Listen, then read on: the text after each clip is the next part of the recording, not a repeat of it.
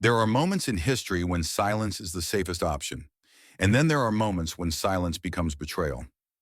On a warm evening in Denver with 2,000 citizens watching in person and 5 live cameras broadcasting coast to coast, Alexandria Ocasio-Cortez leaned forward not to shout, not to provoke, but to speak a truth no one else would touch. She didn't name-call. She didn't slander. She simply held up a mirror to the way power protects its own and leaves the rest of us behind, and that was enough for the President of the United States to demand she be destroyed. But maybe the real question isn't why she said it. It's this: why did it take so long for someone to say it out loud? This isn't just a story about politics. It's about courage, about conscience, about what it means to stand alone and still speak. This is a fictionalized account inspired by real public figures and systems. While the events have been dramatized, the emotions, inequalities, and human truths are deeply real, because sometimes fiction is the only place where honesty can finally breathe. The room was full, but the air felt like it could crack. It was the kind of night Denver rarely saw, the kind where something was bound to happen. You could feel it in your spine before you even stepped inside the auditorium. Outside, the line had wrapped around 2 full city blocks, people of every background waiting in restless silence, their faces lit by the warm glow of cell phones and streetlights. No shouting, no chanting, just a thick electric expectation. Inside the packed auditorium, nearly 2,000 people sat shoulder to shoulder beneath high-arched beams and a sea of hanging lights. The stage was simple: 4 chairs, 1 table, and a single white banner behind them: Town Hall on Fairness in Modern America. The irony wasn't lost on anyone, especially not the woman seated at the far left end of the stage, Representative Alexandria Ocasio-Cortez. She sat with her back straight, hands resting lightly on her lap, a black blazer sharp against the stage lights. Her hair was pulled back neat but unfussy. Her eyes scanned the crowd, but not with nervousness. She wasn't waiting for applause. She was watching, listening. Across from her were 3 other panelists, 2 conservative senators and 1 centrist mayor. All men, all white, all older. One leaned back with arms crossed, smirking quietly to himself. Another scrolled his phone just out of frame. The moderator, a local TV anchor, known more for softball questions than substance, shuffled her note cards as she addressed the crowd. Tonight we're asking one of the most urgent questions in American life. What does fairness look like in a nation built on contradiction? There was a pause, then the first few questions, safe, expected. How can we balance border security with compassion? What role should federal courts play in immigration reform? AOC answered calmly, precisely. Her tone wasn't fire, it was steel wrapped in velvet. She didn't interrupt. She didn't grandstand, but every word landed, and that's what made people lean forward. And then a shift. The moderator hesitated, glanced down at her card, then back up at Alexandria. Congresswoman Ocasio-Cortez, she said, her voice almost too casual. Do you believe all families are treated equally in America? The crowd inhaled together, like a flock of birds freezing mid-flight. It wasn't just the question. It was the weight behind it. It was the unspoken Ivanka and Jared, migrant mothers in cages, white-collar families with private jets, brown families with ankle monitors. AOC didn't blink, didn't lean back. She leaned forward, slowly, both hands now on the table. Not rehearsed, not planned, not polished, just ready. The lights above her seemed to hum. A cameraman near the front adjusted his lens closer. An aide backstage mouthed, "Don't answer that." Someone in the 4th row clutched their partner's hand, and still AOC didn't speak. Not yet, just a half-second longer.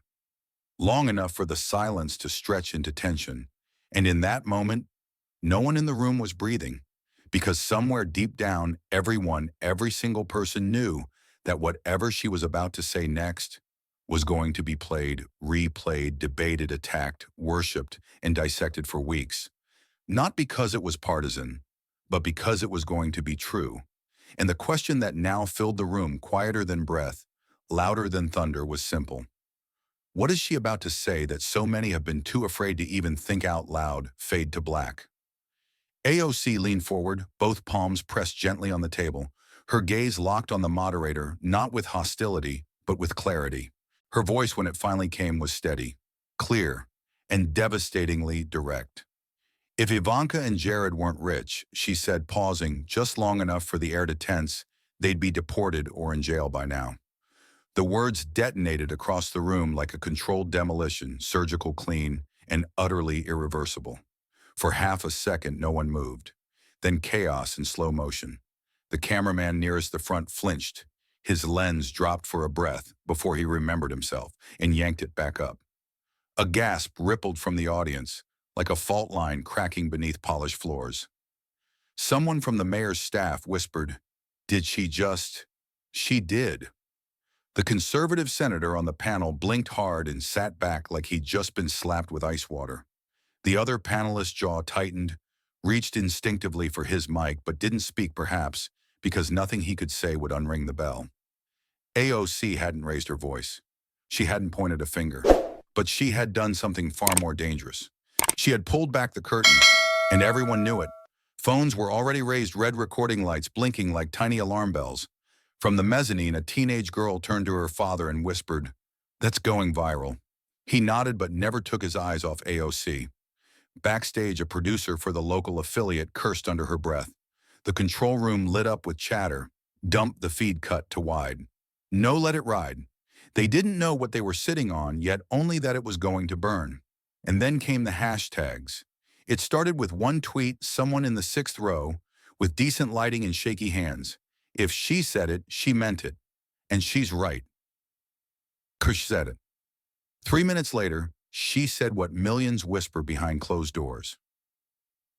Same rules, for all. By the end of the hour, those phrases would trend nationally, etched into digital protest signs, woven into TikTok, stitched across t-shirts by morning.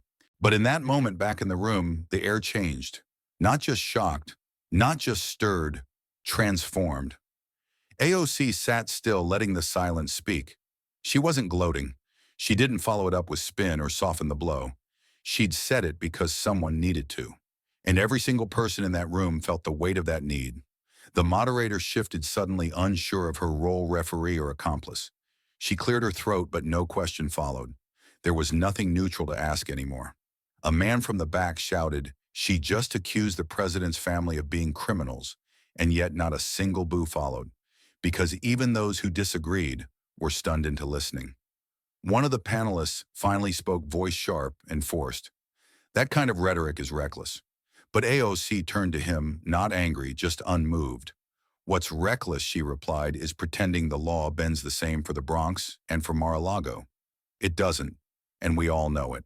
More phones raised. More silence. A woman in the 3rd row began to cry quietly, not dramatically. Her son had been deported 3 years earlier for a misdemeanor. She clutched her coat tightly as if that one sentence had cracked something buried beneath her ribs. And far in the corner, a staffer from a major network texted a contact. She just set fire to the whole stage. "I need that clip now." In the gilded dining room of the White House, beneath a chandelier once imported from Versailles, a single television cast a harsh, flickering glow across Donald Trump's face. The clip played again. AOC's voice calm, measured, undeniable. If Ivanka and Jared weren't rich, they'd be deported or in jail by now. The remote slipped from his hand and clattered onto the table. His face, flushed and twitching with restrained fury, twisted as if the words had physically struck him. For a long second, no one in the room moved. "She said what?" He barked loud enough to make the Secret Service agent at the door flinch. He pushed himself back from the table with such force the chair legs screeched.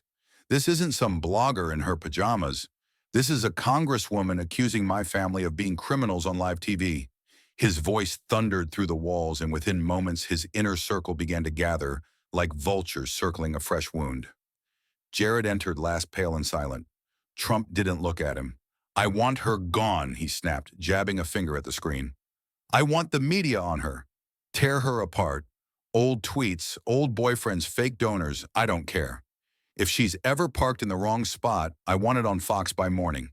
Hope Hicks scribbled furiously. A senior comms advisor suggested pivoting the story toward anti-American rhetoric. Another muttered something about labeling it class warfare. But Trump wasn't listening anymore. His eyes were locked on the TV as the clip looped once more, and that single line echoed again in his ears, an indictment not just of his family, but of the myth he'd built around power privilege and invincibility.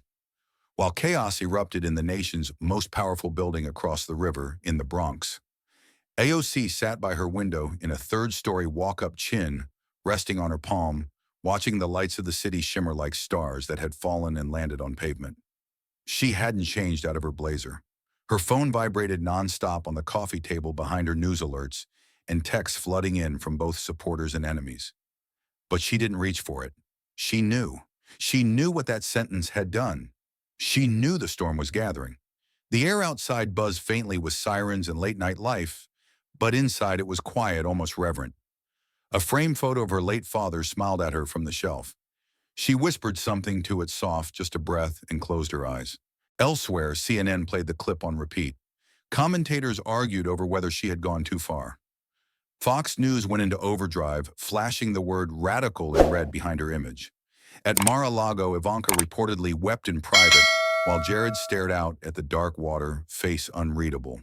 But in a Brooklyn barbershop, an old man with silver hair watched the clip in silence and said, "That girl's not afraid of kings." In Detroit, a mother added her own hashtag, "Shush, she didn't lie."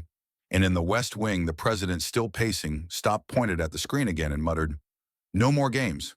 We finish her." The machinery had begun to move. The war rooms were being activated, but AOC, she just stared out the window. Still, steady, waiting. At precisely 6:47 a.m., the press room at the White House was already at capacity, an unusual bustle for such an early hour. Reporters in half-iron shirts still clutching their travel mugs exchanged confused glances. No official statement had been issued. No topic of briefing released. Just a blunt five-word message sent to every major news outlet around 5 a.m. POTUS to speak. Urgent. The American flag behind the podium stood unnaturally still. The mood in the room felt charged electric, like the breathless seconds before a thunderstorm unleashes. Camera lenses focused. Microphones flicked on. And then the doors burst open. Donald J. Trump strode in, not with the swagger he was known for, but with a gait stiffened by fury barely contained. His tie, crimson red, flapped slightly with each step. He did not greet the press. He didn't glance at his advisors. He gripped the sides of the podium like a man holding on to the last edge of control. "Good morning," he said, voice gravelly and already rising. Or maybe it's not such a good morning, given the disgusting, unhinged attack that was launched against my family last night by a member of Congress, no less. The room fell dead silent. Congresswoman Alexandria Ocasio-Cortez, he spat her name, like it was a slur across a line no decent American crosses. She didn't just insult me, she insulted my daughter, she insulted my son-in-law, she insulted what it means to be American. He paused for effect, letting the fury drip like acid between each word. She accused them, two people who've worked tirelessly for this country, of crimes, of corruption, of deportation-worthy behavior. That's not criticism. That's not debate. That's slander. That's defamation. That's treasonous. One reporter from MSNBC tried to interject. "Mr. President, are you suggesting—" "Quiet," he bellowed, pointing a finger like a dagger. "Let me finish." He leaned forward, almost whispering, now each word trembling with menace. "We are not going to let this stand. She will answer for this. We are already looking into House censure, legal avenues, ethics violations, everything. I don't care what district she crawled out of. This kind of venom doesn't belong in Congress." By now, phones were buzzing in pockets. Screens lit up. Live streams exploded with activity. Hashtags emerged within minutes. Pershir punish AOC, Yashir un-American AOC, Yashi Trump family under attack. As the president stormed out without taking a single question, the news cycle ignited like dry kindling in a wildfire. Fox News ran a banner within 7 minutes. "Trump demands Ocasio-Cortez be punished." CNN countered with presidential meltdown or legitimate concern. Meanwhile, the New York Times released a headline within the hour: "Trump escalates war on AOC in unprecedented personal attack." Inside her small campaign office in Queens, AOC sat cross-legged on the floor, surrounded by interns and aides refreshing their feeds in disbelief. Someone turned the volume up. The president's voice echoed from the screen. "She will answer for this." No one spoke. Then AOC broke the silence. Her voice was steady like steel beneath velvet. "Let him rage," she said. "This is what happens when you touch a nerve too deep for him to ignore. He's afraid, and fear screams loudest when truth walks in." Outside, the sky was turning gold over the city. But in Washington, the storm had only just begun. The president had made it personal. And once that line was crossed, there would be no turning back. By mid-morning, the nation was split down its digital seams. Fox News aired a special report titled "Radical Left Targets First Daughter in Coordinated Attack," accompanied by a slow-motion clip of Ivanka Trump stepping out of a black SUV in a cream suit looking composed and elegant. The Chiron read "Grace Under Fire." Within minutes, Newsmax joined the chorus, pushing a headline, "Congresswoman Declares War on the Trump Family." They brought in commentators, former aides, loyal strategists, and carefully selected panelists who spoke in sync like parts of a well-oiled machine. "This isn't just an attack on Ivanka," one anchor insisted. "This is an attack on every hardworking American who wants to raise their family in peace." Another declared AOC's words weren't just inflammatory, they were un-American. Clips of her quote were chopped and rearranged, amplified, looped, and projected onto screens coast to coast. The phrase, "if Ivanka and Jared weren't rich," was played so many times it started to sound like a threat, not an observation. Headlines multiplied like wildfire across conservative networks. "Who's next on AOC's hit list? Elite left targets, women in power." Hate speech from the Hill, but outside the tightly polished bubble of cable news, another battlefield was taking shape, one much harder to control. On Twitter, the hashtag #ShifSheSaidIt trended at #1 in under 30 minutes. Voices from across the country, young old activists, lawyers, teachers, veterans responded with stories of inequality, of deportations, of prison sentences for petty crimes while the rich walked free. AOC's words had struck a nerve not just in Washington, but in living rooms across America. One user wrote, "My uncle was deported for a parking ticket. Jared made billions from Saudi deals while in the White House. So, where's the lie?" Another tweeted, "She didn't lie.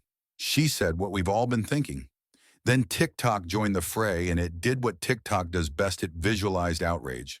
A viral video began circulating, a brutal split-screen montage.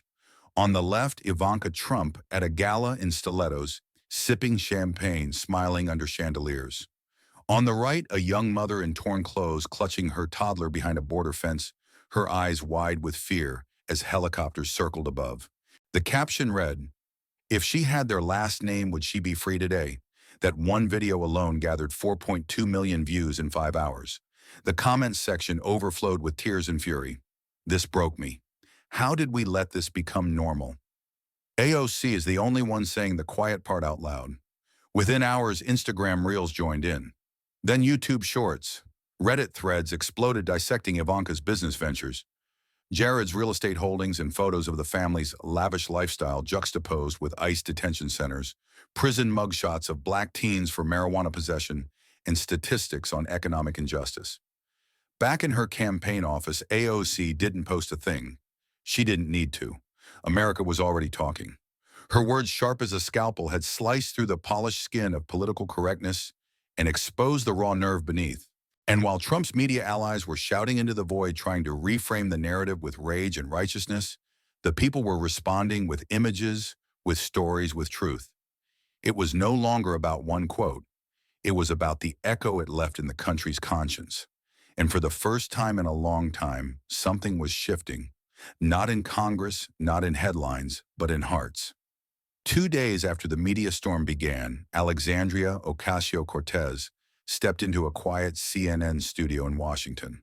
The walls were lined with soundproof padding, but the tension of the moment still managed to hum in the air. She wore a simple navy blazer, her hair pulled back. No stylist, no dramatics, just conviction in her voice. The interviewer didn't waste time. "Congresswoman, people are saying your comment about Ivanka and Jared was divisive. Do you regret it?" AOC's gaze didn't flinch. Her tone was calm, precise. "I didn't insult. I exposed," she said, slowly letting each word land like a stone in still water. "There's a difference. If the truth is uncomfortable, it means we've been too comfortable with a lie." Silence. The interviewer blinked. In a world where spin was the currency, AOC had just offered something rare: clarity. That sentence I didn't insult. I expose. Spread like oxygen to a fire already lit in millions of homes. The clip hit social media within minutes, edited into short reels quoted in bold white letters over black backgrounds. For some it was a rallying cry. For others it was the first time they paused to truly listen. In a quiet home in Tampa, Florida, 73-year-old widow Maybelle Carter sat in her kitchen surrounded by plants and old photographs. She had lived through segregation busing protests in the Reagan years. She had voted Republican her whole life. But something about that clip stopped her. She picked up her phone, pressed record, and began, "I've been on this earth a long time. I've seen people pretend to be polite while doing cruel things. This girl, she's not being rude. She's being real. And I think we've had enough of pretending." She posted the video on her Facebook page. Her nieces helped her upload it to TikTok. It went viral overnight. Others followed. A retired Marine in Indiana stitched the CNN clip with his own message. Truth isn't disrespect. It's just rare. A nurse in Georgia posted a selfie in her scrubs with the caption, "AOC spoke for me and my whole unit." There were no marches in the streets, no flashy slogans, just a quiet wave of recognition, building like a tide beneath the noise. AOC, meanwhile, stayed off Twitter. She didn't react to Trump's press conference or to the headlines still accusing her of attacking American values. She didn't call out the Fox hosts who labeled her a disgrace to the House. She didn't have to. The silence became its own kind of statement. Back in New York, she returned to work like any other week. She held a constituent meeting in Queens, visited a local housing center, and read to second graders in the Bronx. Cameras trailed her, but she didn't perform for them. She just showed up. At a cafe in Brooklyn, a young barista slid her a coffee with a shy smile and whispered, "Thank you for saying it." And when her team asked if she wanted to release a clarifying statement to soften the backlash, she shook her head. "No," she said simply. "Let them hear what I said, not what they wish I said." That restraint, unexpected, almost unnerving in today's age of digital reactivity, only fueled the fascination further. Commentators began to notice while Trump shouted, "AOC, listen." While others spun narratives, she stood still. In staying calm, she did what many in power could not. She reminded people of something they hadn't seen in a while, not just a politician, but a person who meant what she said. And for millions quietly watching, that was more powerful than any headline. It started with a single photograph, grainy, poorly lit, but impossible to ignore. A young boy stood outside a courthouse in El Paso, Texas, holding a piece of cardboard above his head. On it, taped carefully, was a photo of a woman smiling in a nurse's uniform. Underneath, scrawled in shaky handwriting, were 5 words. "She's not illegal. She's my heart." The image traveled fast. First on local Facebook groups, then Reddit threads, and finally news segments. No hashtags, no campaign, just one boy, arms trembling under the weight of a message America had refused to face. His name was Emilio. He was 9. His mother, Rosita Hernandez, had worked 2 jobs for 7 years, never missed a PTA meeting, always brought Gatorade to Little League.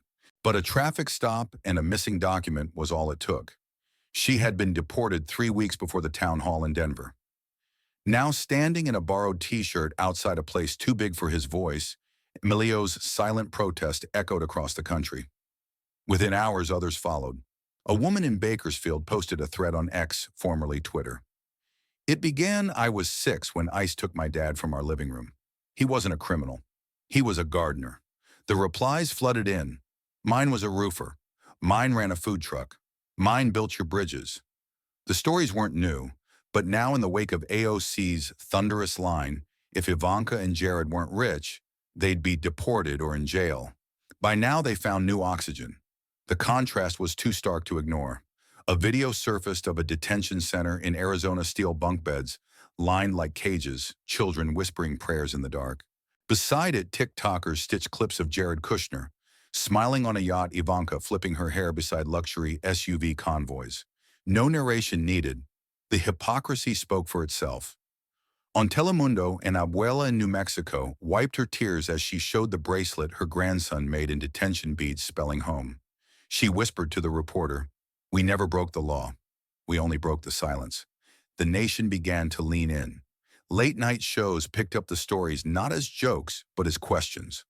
Why do some families get second chances while others don't get a first? Why are background checks optional for the wealthy and weaponized against the working poor? Even conservative talk shows hesitated. One host admitted on air, "I may not agree with AOC on much, but she forced us to look in a mirror this week, and it wasn't pretty." In Queens, AOC's team received over 3,000 emails in 48 hours, stories, testimonies, please. A grandmother in Alabama mailed a handwritten letter in Spanish enclosing a photo of her three grandkids with a note, "If you speak for them, you speak for all of us." And still AOC said little. She visited a Bronx shelter, hugged a mother from Honduras, and quietly handed over a folder to a pro bono legal team. No cameras, no press release. But the country was already listening. A retired firefighter in Michigan recorded a video with his wife, "I voted for Trump. Twice. But I didn't vote for this family split like firewood." In living rooms and lunch breaks, something was shifting. The outrage wasn't just political now, it was personal. Because behind every number was a face, behind every policy a person, and behind every silence a choice. The stories had always been there, but now for the first time in a long time they were being believed. And belief once lit is a fire not easily extinguished. It was a Tuesday morning in Albuquerque, but the skies felt heavier than usual. No podiums, no flashing cameras, no entourage of reporters. Alexandria Ocasio-Cortez arrived at the dusty community center quietly. Her sneakers scuffed from the trip, her face unreadable. She hadn't come to speak. She came to listen. Inside the modest brick building, the walls were decorated with crayon drawings and fading posters about workers' rights. The overhead lights flickered once, then steadied. Three families waited in folding chairs, nervously clutching manila folders filled with legal documents, photos, handwritten letters, birth certificates. The kind of paperwork that often determined whether a family stayed together or vanished into systems no one could explain. A young girl no older than 10 looked up when AOC entered. Her mother whispered, "Es la congresista," and the girl immediately sat straighter, like meeting a superhero in real life. AOC offered her a gentle nod, then lowered herself into a chair across from them, not above, not beside, but eye level. The first to speak was Jose Ramirez, a landscaper whose wife had been detained at the border 3 weeks prior. His voice cracked when he said her name. He reached for his son Mateo, who sat stone still beside him, eyes rimmed with exhaustion, too old for his age. "She called last night. Just once. Said they moved her again. Didn't say where." AOC didn't interrupt. She didn't shift or take notes. She held her breath with them. Then slowly she reached across and placed her hand on Jose's. It was small, quiet, but it broke something in him. He let the tears fall freely. Next was Fatima. Originally from Morocco, she worked nights cleaning office buildings and days caring for her twin daughters, Layla and Noor. Her visa had expired during the pandemic, and her renewal was lost in a bureaucratic maze. Now every knock at the door made her freeze. "They said I should go back home," she said, voice low. "But my home is where my girls sleep." Layla, sensing her mother's fear, reached into a Hello Kitty backpack and pulled out a drawing. It showed a stick figure version of their family, all smiling, holding hands. But in the corner, a looming figure with a badge and a sad face stood with a red X over their house. She handed it to AOC. No words were spoken for nearly a full minute. Finally, Manuel and Rosa, a couple in their 60s from Guatemala, spoke up. They had been living in New Mexico for nearly 30 years, raising chickens and selling produce at the farmer's market. They paid taxes. They went to church. But 2 months ago, Rosa's brother was taken in a raid at the warehouse where he worked. "We keep his bed made," Rosa said softly, "just in case." By the time the third family finished, AOC's hands were clasped tightly on her lap, her knuckles white. She looked at each of them, then stood slowly moving behind the chair, gripping it to steady her breath. "These stories, they're not footnotes in policy. They're the beating heart of what's broken." Her voice didn't rise, but it carried. "They want me to stop talking.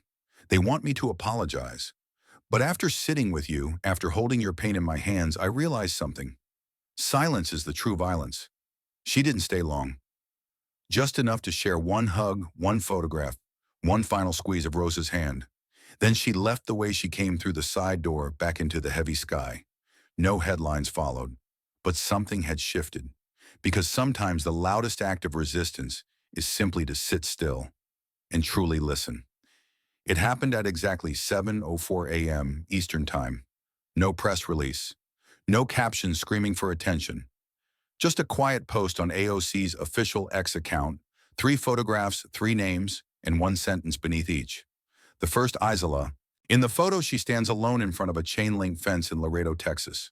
One hand grips the fence tightly. The other holds a phone pressed to her cheek. Her eyes are red. Beneath the photo, Isola. Her husband Luis was deported last spring. They speak through static. Their daughter hasn't seen him since. The second, Marta. Blonde, blue-eyed, smiling at a vineyard in Napa. She's posing with a glass of white wine. Underneath Marta, Swedish. Green card approved in 18 months. Her biggest challenge, delayed wine shipments. The third, Amma, a Ghanaian nurse holding a pink backpack outside a school. Her daughter clutches her skirt, looking toward the gate. The caption reads, Amma, U.S. Hospital Frontline. Her daughter's asylum case has been under review for 5 years. There was no anger in the post, no hashtags, no blame. But within minutes it began. Retweets, quotes, screenshots, tears, rage. By 8:12 a.m., the post had over 200,000 likes. By noon, it had crossed 1 million shares and was trending in 7 countries. The thread didn't scream injustice. It whispered it with the kind of quiet grief that gnaws under your skin and won't let go. People didn't scroll past. They stared. They stopped in the middle of lunch in subways and waiting rooms, reading the names over and over. And then they started talking. A teacher in Michigan commented, I taught a girl like Amma's daughter. She drew her daddy with angel wings. A veteran wrote, Isola's story broke me. I fought for this country. Now I wonder what I fought for. And a young woman from Idaho simply reposted with, this is what truth looks like. Even celebrities began to share it, not with performative outrage, but with solemn acknowledgement. No political add-ons, no calls to action, just amplification of the raw truth already laid bare. But what shook Washington wasn't just the numbers. It was the silence from the other side. Fox News ran a short headline, AOC shares anecdotes again, and moved on. Newsmax issued a 92-word article that avoided naming any of the women in the post. Conservative influencers scrambled for a response, but the usual tactics labeling AOC unhinged, radical, attention-seeking sounded hollow in the face of these faces, these names, this quiet sorrow. Because how do you argue with a woman's eyes? How do you counter a child looking for her father across a border? How do you explain why Marta sips Chardonnay while Amma checks the mailbox every day for a letter that never comes? That day, AOC did not speak to the press. She didn't post a follow-up. She didn't ride the virality. Instead, she visited a small bakery in Queens and spent the morning with a family of Syrian refugees who had opened their shop 2 months ago. No cameras, no fanfare, just flour-dusted hands and strong black coffee. But something had shifted. The thread she posted wasn't policy.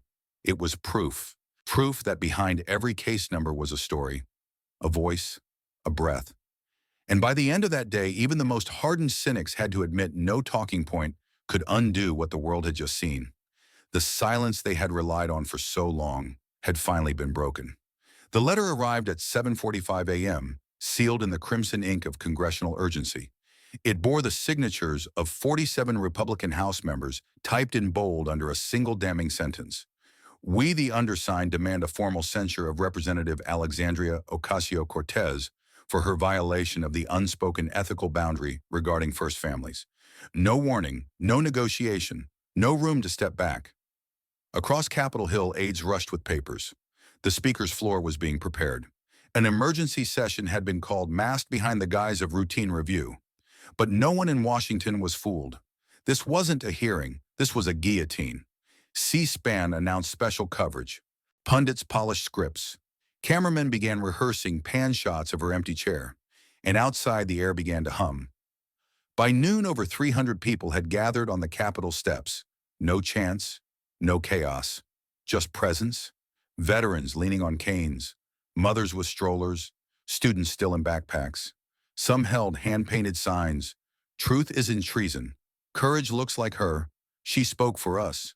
Others simply stood still, eyes fixed on the marble dome, like waiting for something sacred to begin.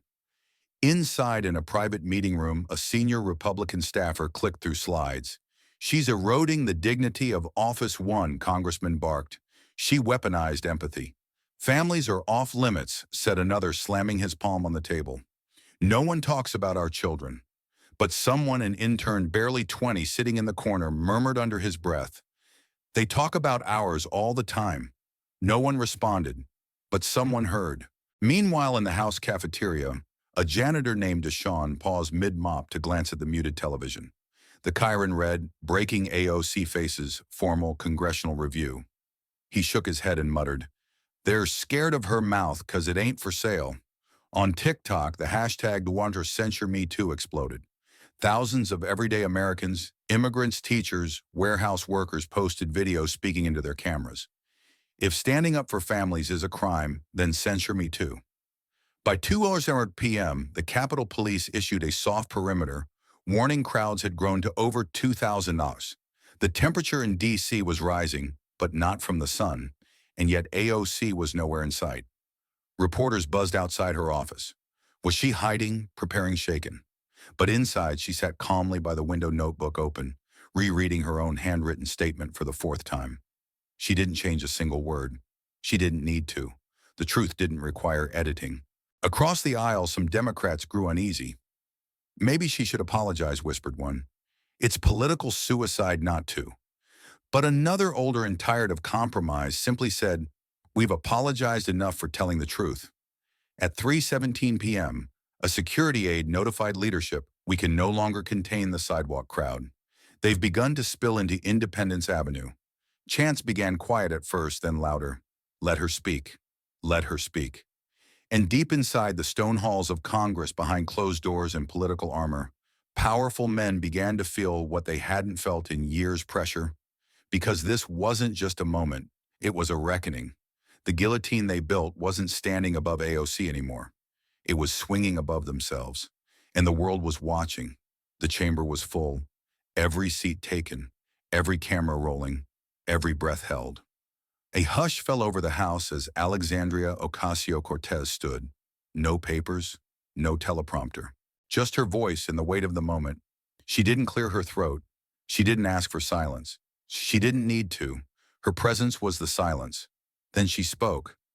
"If truth makes you uncomfortable," she said, voice steady, eyes locked forward, "then maybe comfort is the real lie."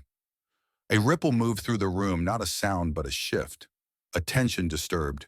The kind of silence that comes before a storm breaks or a mirror shatters. She let the words hang, then continued. "I did not come here to insult anyone's family. I came here to remind you of the families we ignore every day. The ones without headlines. The ones without wealth.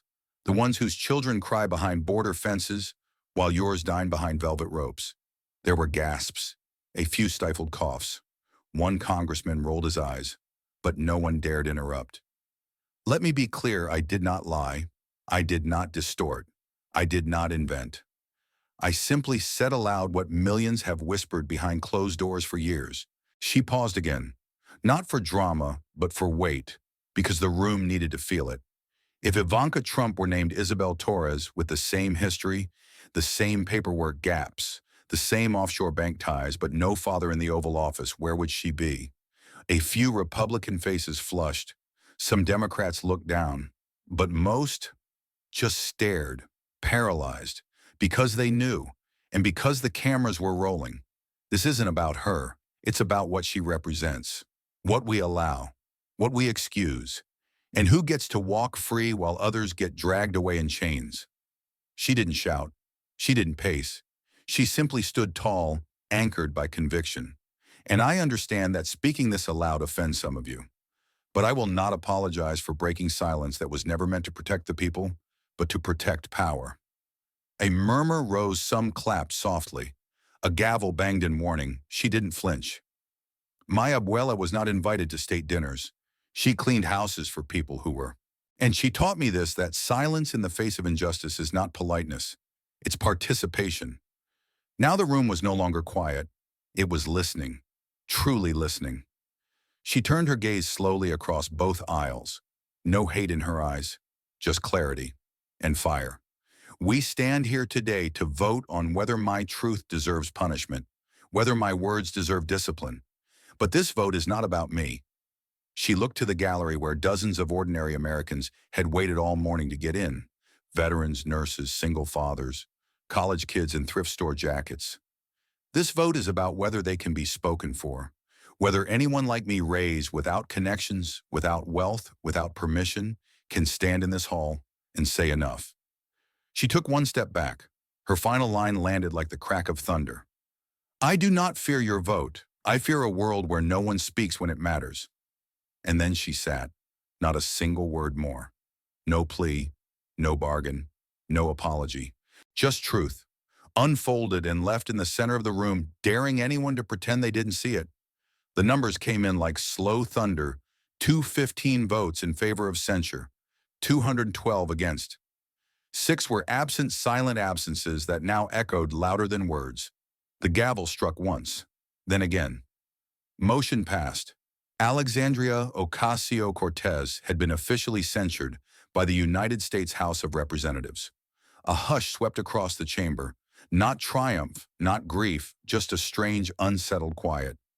As if even those who voted for her punishment couldn't quite convince themselves they had won. The speaker read the final tally, his voice taut. Cameras zoomed in on AOC's face, waiting for a flinch, a crack, a moment of collapse. But it never came. She didn't blink, didn't lower her gaze. She stood in the same place where she had spoken truth to power, unchanged, unbowed. And when it was done, she turned slowly, walked up the aisle alone, and exited into the bright sunlight waiting just beyond the marble doors.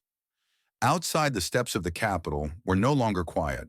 A small crowd had gathered, not organized, not orchestrated. Just people, nurses in scrubs, young women with handwritten signs, a father with a baby on his shoulder. Their presence wasn't loud, but it carried the weight of something brewing, something real. And then she appeared. No podium, no teleprompter, no press secretary whispering lines. Just her. Wearing white, the wind teasing her hair, her heels echoing against the stone as she stepped forward. A reporter shouted, "Do you have any comment on the vote?" She stopped, faced them all. Her voice was clear, calm, unshaken. You can't punish what's already been set free. That was all, and it was enough. The crowd murmured. A few clapped. Some wept. The line spread through Twitter within minutes, reappearing on protest signs in high school classrooms, in spoken word poems, and church sermons by Sunday. But the real tremor wasn't in the words. It was in the system they left behind. Because behind the scenes, something shifted. In offices down long hallways, aides whispered to each other. That vote felt wrong. In campaign rooms, strategists pulled up new polls. Something had changed in the air polling lines, bending ever so slightly. New voices chiming and independents reconsidering. And in the halls of power, some who had cast a vote to censure began to feel a chill they couldn't explain. They had won the motion, but lost the moment. And maybe the narrative. The next morning, the editorial pages were split. The Washington Post called it a dangerous suppression of speech. Fox declared finally accountability. But it was the New York Daily News that captured the heartbeat of the moment. She took the hit, but left the system bleeding. Because something else happened that day, something quieter but more permanent. A generation saw that telling the truth might cost you something, but it wouldn't break you. Not if you told it boldly enough. Not if you told it for others. And back in the Bronx, in a small apartment overlooking the same street she'd once canvassed in sneakers, a teenage girl looked up from her cracked phone screen, locked eyes with AOC's image, and whispered, "She didn't lose." It started as most quiet revolutions do, with a whisper. Not in the halls of Congress, not on cable news, but in direct messages. DMs, quiet, unseen, unscheduled. A teacher in Detroit posted a blurry photo of her chalkboard. Today's quote, "Don't respect power if power won't respect people." AOC, a single mother in San Antonio, typed 5 words into a group chat. "She didn't break, I won't." By that afternoon, an art student in Brooklyn, still in her apron, paint-splattered sneakers streaked with clay, stepped outside and looked at the wall across from her studio. It had always been blank, just brick dust and years of overlooked stories. But not anymore. She sketched first with charcoal rough lines drawn from memory. AOC's silhouette, chin-up eyes, steady lips, parted as if caught mid-truth. Then she added the phrase bold and unashamed, "Don't respect power if power won't respect people." By sundown, the first mural was complete. The next morning, someone posted it to Instagram. By lunchtime, it was on Reddit. By nightfall, it was a headline in The Guardian. And by the next week, it was everywhere.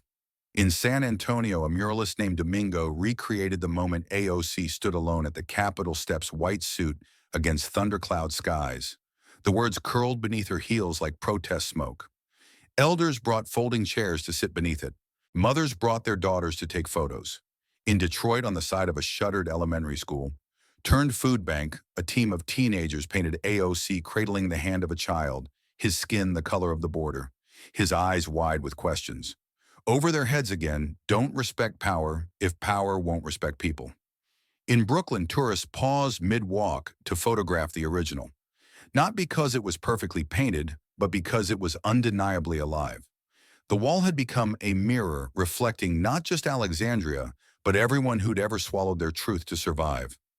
Fox News ran a segment titled "Radical Art or Dangerous Indoctrination," but even their viewers could see what was happening. The message wasn't coming from Washington. It was coming from barbershops and bus stops, from lunch counters and laundromats. It was no longer AOC's voice alone. It was the people's echo.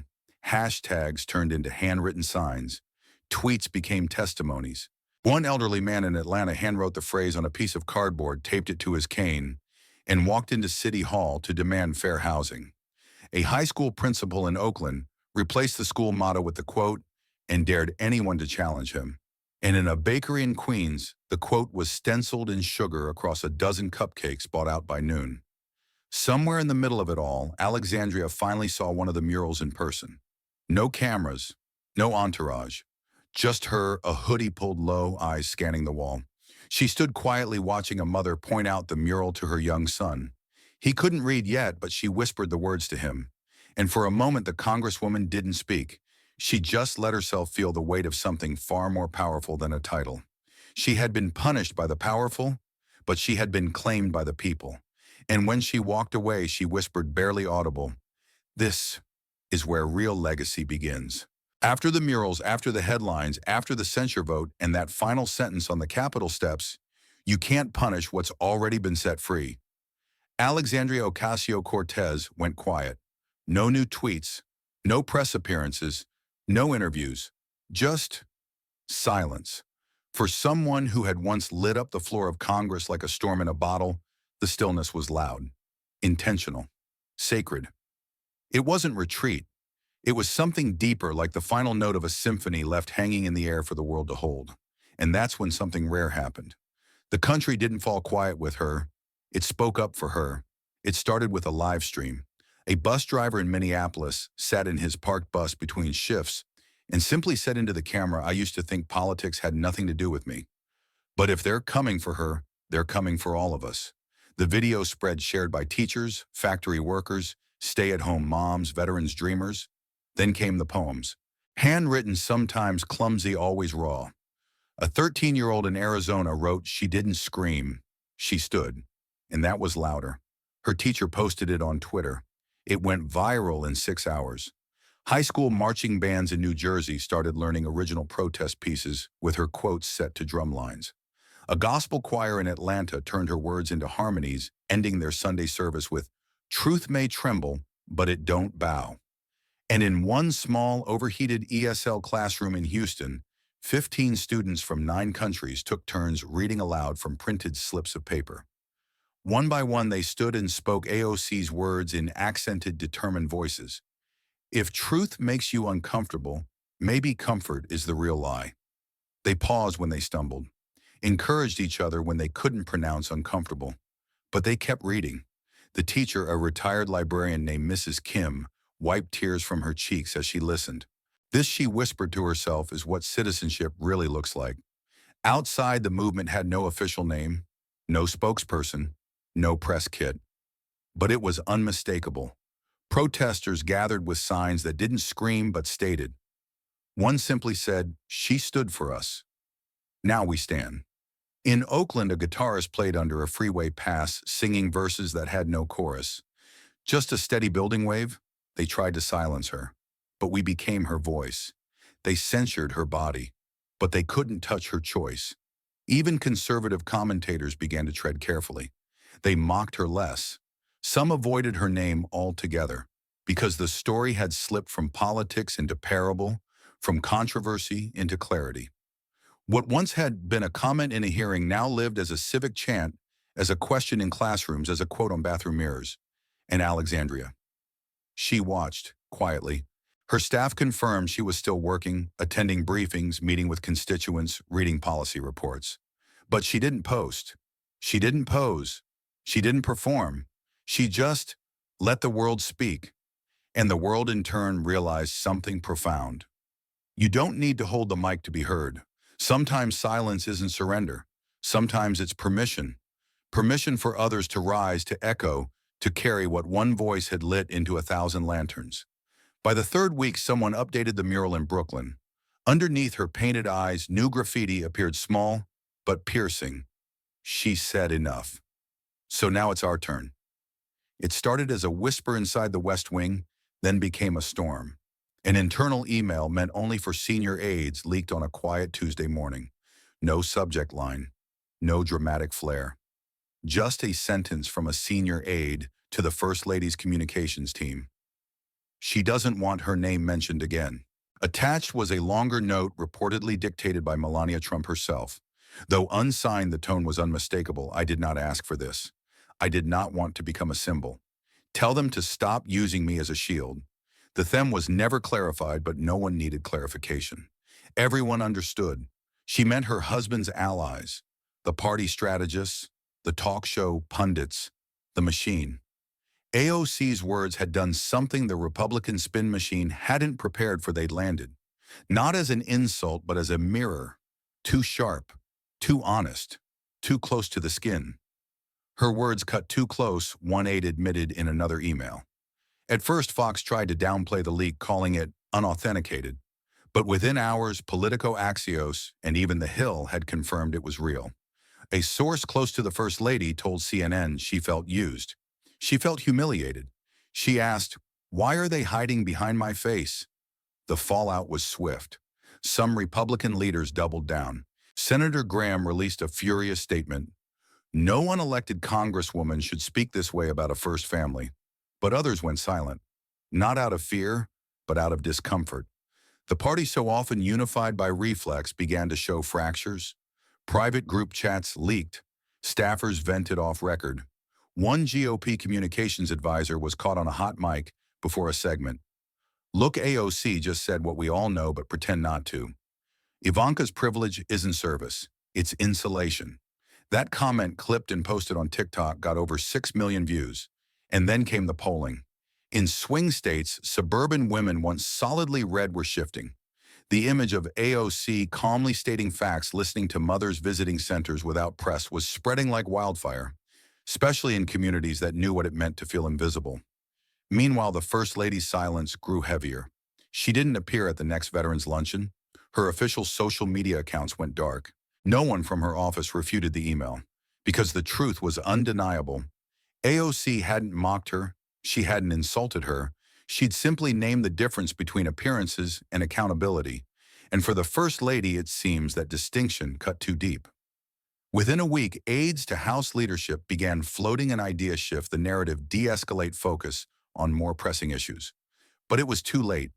The email had done something that hours of committee hearings and media spin never could. It revealed the fault line. It wasn't between left and right. It was between truth and comfort.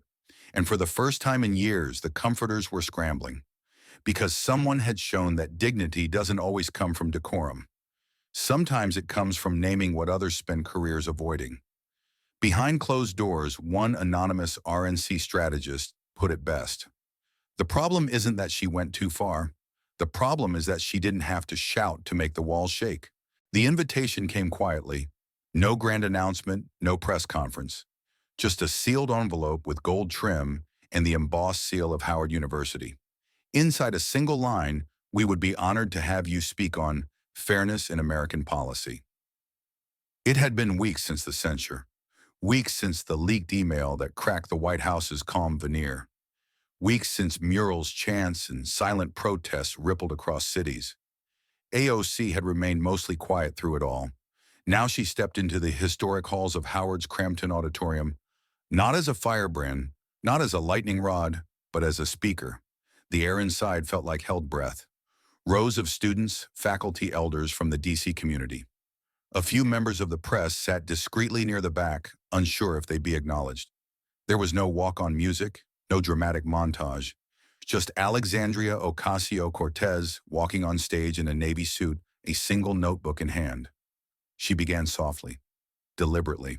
I want to thank Howard University not just for inviting me, but for trusting that even when the political weather is stormy, truth still deserves a microphone. A pause. No clapping yet, just listening. She looked around the auditorium, making eye contact as if speaking to each person individually. I've been accused of attacking a family. Let me be clear, I did not attack a family. I challenged a machine. A machine that uses image to silence truth, that weaponizes politeness to mask injustice, and that tells women, especially women like me, to smile more when what we really need is to speak more. This time a ripple of applause. She continued without raising her voice. There's this idea in Washington that fairness is something you request. But Howard taught America that fairness is something you demand. Not because you're angry, but because you're awake. Students leaned forward. Faculty nodded. A live stream ticked past 200,000 viewers. Fairness is not punishing a child for how they crossed a border. Fairness is not putting a woman in heels on a pedestal and a woman in sneakers in a cage. Fairness is not a last-minute campaign slogan. It's the first question you ask when power enters the room. Applause again, louder now. And still her tone stayed steady. I didn't speak out because it was safe. I spoke because it was necessary. And I stand by every word not because they were perfect, but because they were honest. By now the auditorium was hushed again, waiting for the next line like scripture. Howard, this isn't about me. It's about who gets to tell the story, about who gets to be called radical and who gets to be called relatable, about who gets a green card in 18 months and who gets a deportation notice in 18 hours, about the millions of Americans who live the consequences of policy without ever seeing their reflection in it. A standing ovation began in the center rows and quickly spread to the rest of the hall. Still, AOC didn't move to bask in it. She finished simply. The world told me to make it about a woman, but I made it about a system, and I will not apologize for trying to make that system more just. As she stepped away from the podium, the applause followed her, not loud and theatrical, but deep, respectful, resonant. Outside, students began chanting softly, "Fairness is not a favor. Fairness is the floor." And just like that, the conversation was no longer just about her. It was about us. She returned to the stage not to settle scores, but to open wounds the nation had learned to ignore. There was no need to name names. The power of her speech wasn't in finger-pointing, but in pulling back the curtain with images too human to politicize. AOC stood beneath a single spotlight in a town hall, packed with students, organizers, veterans, and faith leaders. No flags, no fanfare, just stories. She didn't cite a bill. She told of a mother. She packed 3 lunches every morning, one for her son, one for her daughter, and one for herself, though she always gave hers away. Then one day she didn't come home. No goodbye, no justice, just absence. The room went still. Her daughter, 7 years old, was asked to explain to ICE what her mother's job was. In English, while trembling. She had to translate her own trauma. A shiver passed through the crowd. Not a cough, not a whisper. I'm not here to debate policy like it's a chessboard. I'm here because this country treats immigration like an infection when it is, and always has been, the bloodstream of this nation. No applause yet. Just focus. There is a boy in El Paso who still holds his mother's picture like it's a shield. Because to him, she wasn't illegal. She was his entire world. And he's still waiting for someone in this room to care enough to bring her back. Eyes welled. A few people rose to their feet, unsure if now was the right moment to applaud or just hold the emotion in their chest. But AOC wasn't finished. We legislate comfort for the powerful, but discomfort for the poor. We spend billions telling children they don't belong, then act surprised when they stopped trusting the country that rejected them. Then came the line that broke the room open. They don't fear lies. They fear truth with a backbone. That was the moment. The room surged to its feet, not in a wave, but like a slow earthquake, each row rising as if truth itself had pulled them up. The applause wasn't wild. It was deliberate. It was earned. She didn't pause to bask in it. She kept speaking. We have been taught to believe that silence is maturity, that anger is unprofessional, and that dignity means shrinking. But I will not shrink to fit the comfort zone of a system built to exclude. Another wave of applause, louder, bolder. When we say families belong together, we mean it. Not as a slogan, as a sentence of accountability, a promise we haven't kept. Yet, people weren't just clapping now. Some were crying, some were filming. Others simply placed a hand over their chest like it was the anthem they had waited their whole lives to hear.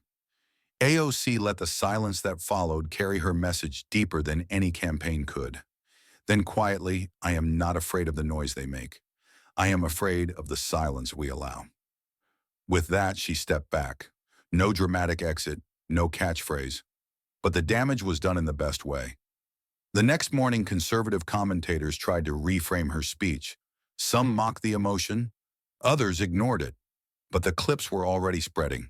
Church groups in Georgia played them in Sunday schools. Teachers in Tucson read her words aloud to ESL students. Veterans groups shared them in closed Facebook groups with the caption, "Finally someone said it." AOC hadn't attacked anyone. She had defended everyone they tried to forget. And once again, the quiet ones were standing. Something subtle began to stir. It didn't happen in a headline or a congressional hearing. It began in quieter corners of the country, where conversations once avoided started finding their way to dinner tables, classrooms, even locker rooms, where certainty started to bend under the weight of honesty. A week after AOC's speech at Howard, a freshman congressman from Ohio, one who had voted to censure her, posted a 217-word op-ed to his local paper. The title read simply, "Maybe we censured the wrong person." He didn't defend her. He didn't praise her. But he admitted this. In that room, I felt something I hadn't felt in a long time, discomfort I couldn't dismiss. And perhaps that's what truth is supposed to do. That small act of vulnerability coming from a party not known for it sent ripples through the Beltway. Some mocked him, others privately nodded, but none could ignore the shift. In Nebraska, a civics teacher shared a letter he'd received from a ninth grader named Ethan. It read, "I never cared about government. It always looked like yelling and nothing changing. But after I watched that woman talk, I asked my mom what Congress even does. She gave me your number." The teacher cried. In Arizona, a retired Border Patrol officer wrote anonymously to a local paper, "I enforced the law. I did what I was told. But now I look at the pictures she shared the kids translating for their parents, and I can't sleep like I used to. Something's off. Maybe we all need to look again." No trending hashtags, no camera crews. Just truth seeping in, quiet and relentless, like rain softening stone. In coffee shops in Kentucky, elders debated policy out loud again. In church basements in Illinois, people whispered about empathy, like it was a political weapon, and maybe it was. In a park in Queens, a group of teens painted a mural of the Capitol cracking. Open vines of jasmine blooming from its foundation. At the bottom, one phrase, "Truth outlives permission." And it wasn't just the left speaking anymore. An aide from a senior GOP senator leaked a private memo suggesting the party take a pause on immigration rhetoric due to unexpected backlash among suburban moderates. Another leaked audio from a fundraiser caught a donor saying, "You know what? She didn't lie. She just made us uncomfortable."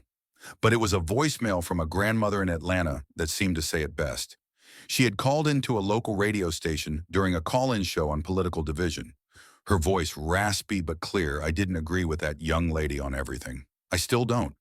But Lord, when she spoke, I sat up straight. And I thought, that child's not just talking, she's testifying. And maybe this country needs a little more of that." Across America, something was happening. Not a revolution, not yet, but a reorientation, a shift in tone, in temperature, in moral direction. And those who had once stood proud of her censure were beginning to realize it might not have been a verdict. It might have been a mirror. It was 7:03 p.m. when the notification lit up across thousands of phones. AOC is live. No pre-announcement, no press release, no campaign team. Just to frame the front stoop of a modest brick house on 149th Street in the Bronx. A porch light flickered behind her. The sidewalk was quiet. The sky held that soft hue between sunset and streetlight. She didn't sit behind a podium. She didn't wear makeup for TV. There were no slogans, no edited clips, no musical swells to shape the moment. Only a shaky camera propped against a milk crate and Alexandria Ocasio-Cortez sitting alone, knees drawn, close palms open in her lap. She looked straight into the lens as if looking through it. "I don't want this to be polished," she said softly. "I want it to be real." A pause. "I'm sitting here because this is where I learned to recognize struggle. This block raised me, not just the bricks and buildings, but the people. The woman upstairs who brought soup when we were sick. The uncle next door who loaned us a fan in July. The teacher who saw me when no one else did." Her voice didn't waver. It settled deep anchored. "I've been called loud, aggressive, unprofessional. But the truth is, none of those people lived on this street. None of them knew what it's like to carry 2 grocery bags on foot because the subway's delayed and the fridge is empty." She tilted her head slightly like she was listening to something in the stillness. "I want to talk to the kids watching who feel invisible. The workers who clock out late and still can't rest. The grandmothers who raised whole families with grace and grit and never once got thanked. If you've ever wondered whether anyone sees you," she leaned forward. "I do. I see you. I've always seen you. It wasn't political. It was personal. And that was what made it land like thunder, wrapped in whisper." Within minutes, the live stream had over 800,000 views. People didn't just watch, they stopped what they were doing. Some sat in parking lots. Others gathered around old phones in nursing homes. A bus driver in Milwaukee pulled over between routes to listen. A nurse in Tulsa replayed the words twice during her shift. Back on the live stream, she continued not to defend herself, but to reflect. "Maybe I could have been quieter. But then maybe the quiet was the problem. Maybe we've been trained to think that truth should knock before it enters a room, but sometimes truth has to kick the damn door down." The comment section exploded with hearts, prayer emojis, and simple aching words like, "Thank you. She gets it." Finally, someone said it without asking for applause. AOC didn't read the comments. She didn't need to, because this wasn't about affirmation. It was about recognition. She ended simply, "I don't know what tomorrow holds, but I know this. The people I fight for don't live in marble halls. They live right here on blocks like this. And I will never stop seeing them. Even when I'm no longer allowed to speak, I'll still be watching, still believing." Then she reached forward as if to turn off the camera. And just before the screen went black, she whispered, "Thank you for seeing me too." The next morning, her words spread like wildfire, not on the front page of newspapers, but in text chains between nurses and classroom smartboards, and over Sunday breakfasts where politics was rarely welcome, but pain always had a seat. Clipped down to 54 seconds, the moment when AOC leaned forward and whispered, "I see you. I've always seen you hit something raw in the national psyche." It wasn't just a political statement, it was a human one. In a 5th grade classroom in Minneapolis, Mrs. Alvarez paused the lesson. She projected the clip on the whiteboard and stepped back. "You don't have to agree with her politics," she told her students gently. "Just listen to how she made people feel." The room went still. In Birmingham, Alabama, a retired pastor named Reverend James Fulton stood before his modest congregation in a brick church that had survived more than one fire. His voice trembled not from age but from recognition. "I've preached on faith for 42 years," he said, "but faith without courage is just comfort in disguise. That girl, she reminded me that seeing suffering and saying nothing is not neutrality. It's surrender." In Phoenix, Arizona, a teenage girl named Amina sat on the edge of her bed, headphones and tears caught in her throat. Her family had been through 6 foster homes. Trust didn't come easy. But when AOC said, "I know what it's like to feel invisible," Amina broke. She recorded herself, messy, hair-cracked voice, no filter. "She's the first adult who said it wasn't our fault," she whispered to the camera. "I didn't know I needed to hear that." By nightfall, her short TikTok had been reshared by thousands. Not because it was viral, because it was validating. Across Brooklyn barbershops that never played anything but old-school hip-hop, let the live stream loop on small TVs in the background. Men didn't say much, but every now and then, one of them would nod slowly, as if something old had finally been named. At a diner in Ohio, a waitress refilled coffee for an elderly couple who'd been silent for most of their meal. The man, a former Teamster, looked up at the muted screen behind the counter, where the clip replayed again. "She don't talk like the rest of them," he muttered. "She talks like someone who got left behind and decided to walk back for the others." His wife reached for his hand and squeezed it once. In Los Angeles, a community college professor canceled his lecture and played the full video. "Today we talk about voice," he said. "Not just who has one, but who listens." For once, no one took out their phone. They just listened.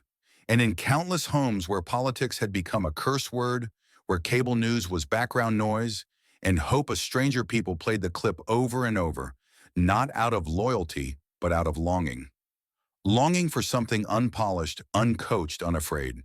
Because in 54 seconds, AOC didn't ask to be believed. She simply believed in them. And something about that, something about being seen, was more powerful than any vote, any headline, any poll. In the end, this wasn't a story about politics, it was about dignity. About what happens when one voice dares to break the silence, not with noise, but with clarity. AOC didn't seek applause. She offered presence. And when people saw themselves reflected in her courage, something shifted, not in Congress, but in living rooms, classrooms, and kitchens across the country. Because truth, when spoken from the heart, doesn't need to yell. It just needs someone willing to listen. And maybe that's the beginning we've all been waiting for. What story from your life deserves to be heard, not shouted, just shared? If this story touched you, don't let it stop here. Like, share, and subscribe to Alexandria Rising Stories, where every voice matters and every story echoes far beyond the screen. This story is a fictionalized and dramatized narrative created for educational, inspirational, and storytelling purposes. While it may be inspired by real public events, people, or societal issues, it includes imagined dialogue, reconstructed scenes, and character interpretations meant to highlight broader themes of justice, dignity, and resilience. Any resemblance to actual events or individuals beyond public knowledge is purely coincidental. We do not intend to defame, mislead, or harm, but to invite reflection and meaningful conversation. Thank you for watching Alexandria Rising Stories.